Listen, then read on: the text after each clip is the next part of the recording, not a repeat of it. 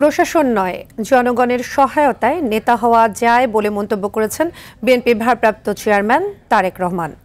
জুলাই আগস্ট গণ অভ্যুত্থান, শোক ও বিজয়ের বর্ষপূর্তি উপলক্ষে যুবদল আয়োজিত অনুষ্ঠানে প্রধান অতিথির বক্তব্যে তিনি একথা বলেন। তিনি বলেন, স্বপ্ন কিংবা প্রতিশ্রুতি নয়, জনগণ এবার প্রতিশ্রুতির বাস্তবায়ন চায়।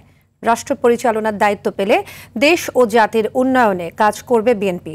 দীপ্ত চন্দ্রপালের রিপোর্টে দেখুন বিস্তারিত। জুলাই আগস্ট গণ অভ্যুত্থান, শোক ও বিজয়ের বর্ষপূর্তি উপলক্ষে যুবদল আয়োজিত ফ্যাসিবাদ বিরোধী আন্দোলন ও আমার না বলা কথা শীর্ষক আলোচনা সভা অনুষ্ঠানে প্রধান অতিথি হিসেবে যোগ দেন বিএনপির ভারপ্রাপ্ত চেয়ারম্যান তারেক রহমান। আসসালামু আলাইকুম। তারেক রহমান বলেন, প্রশাসন নয়, জনগণের সহায়তায় নেতৃত্ব দেয়া যায়।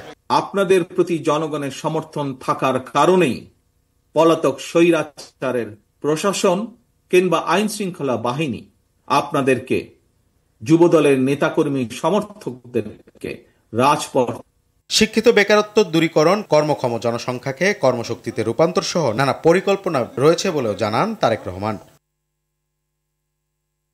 দীপ্ত চন্দ্রপাল, RTV, ঢাকা।